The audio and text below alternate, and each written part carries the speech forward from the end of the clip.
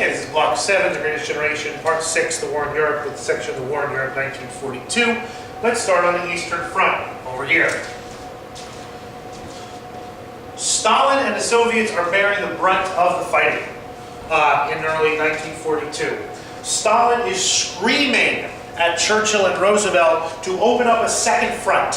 He says, the Germans are here, they are all attacking here, all of the fighting is taking place here in the Soviet Union, tens of thousands of Soviet troops are dying every single day, tens of thousands of Soviet civilians are dying every single day. Churchill and Roosevelt open up another front, invade occupied France, hurt the Germans over here, do something over here, Stalin begs, to take the pressure off of me in the Soviet Union.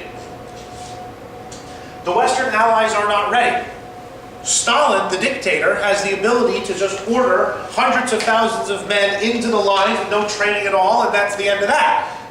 Churchill, Roosevelt, leaders of democracies, cannot draft an army and send them off to be killed like Stalin could, and like Stalin did. The Allies, Roosevelt especially, is not happy that there cannot be a Western Front, but the army is not strong enough yet. The British army is not strong enough. The American army is not strong enough. Roosevelt is worried that without a second front, without an invasion of France, Stalin will be forced to make a separate peace. And then if Hitler defeats Stalin and has the resources of all of Europe, even the combined resources of the United States and of the British Empire, might not be enough to defeat Hitler at a cost that is acceptable to the populations of Great Britain and the United States. Roosevelt presses his military to prepare and get ready for a second front. Churchill does the same with his. On the battlefield, the fighting on the Eastern Front is atrocious. The city of Stalingrad, up here, the former St. Petersburg, is surrounded by the German army. But although the German army has surrounded the city, they cannot quite break in. But the city literally starves to death. That the Germans surround the city for over 900 days. And in the city of Stalingrad, people are reduced to eating. First they did cannibalism. I mean, they ran out of food, they ate their dogs, they ate their cats, they ate the rats, they ate the animals from the zoo. Then they started eating corpses, and they ate shoe leather, they ate tree bark.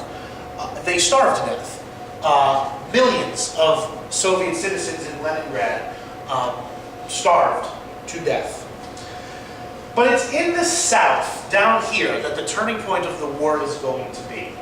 German troops decide, we're not going to try to take Moscow this year. We're going to take this smaller city in the south called Stalingrad. Stalingrad is an important place where all of the rail lines from southern Russia lead up to Moscow. Hitler reasons if he can take Stalingrad and those important rail lines, the Soviets will be unable to resupply their capital and they will be forced to surrender. And so Hitler invades Stalingrad, assaults the city in the most desperate fighting of the war. It is hard for us to understand. This used to be a city block in Stalingrad. It's literally gone.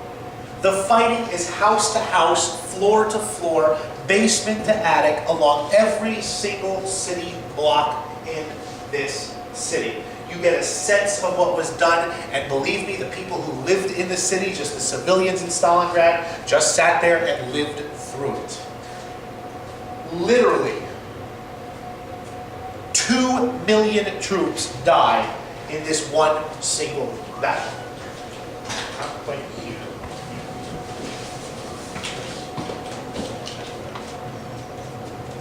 You can come across, that's okay. I hope I have enough time to finish this. I think I will. Hitler orders his troops not to surrender the city.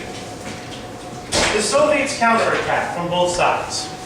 What the Soviets are going to do, put the Soviets in green here.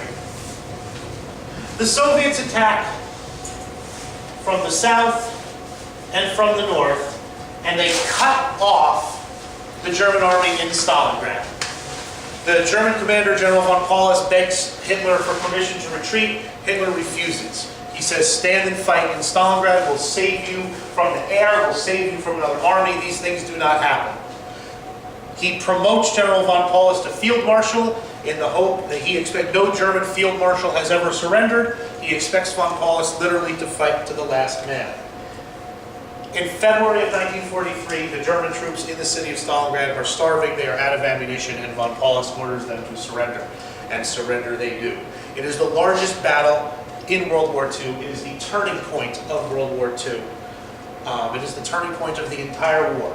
Here in the wastes of the Soviet Union, in the vast steppes of the Soviet Union, Hitler fought his army to exhaustion.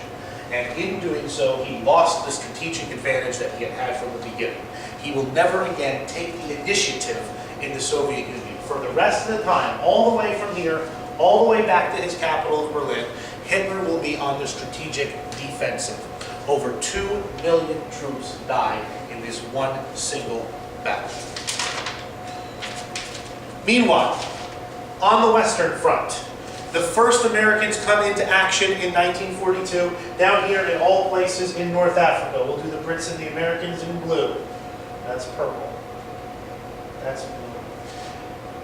They invade French North Africa, where the Vichy French regime that is friendly to the Germans after the armistice puts up some resistance. The Americans are led by, their troops are green. The Americans have never been in combat before. They are led by a very interesting character. He's here on the left. That's General George S. Patton. Patton was from California. He was a bit of an ass kicker. He was famous for, in the course of this campaign, slapping soldiers in the face who he deemed not brave enough to fight for the American army. His counterpart over here, that's Field Marshal Bernard Montgomery. He's the British commander in Africa.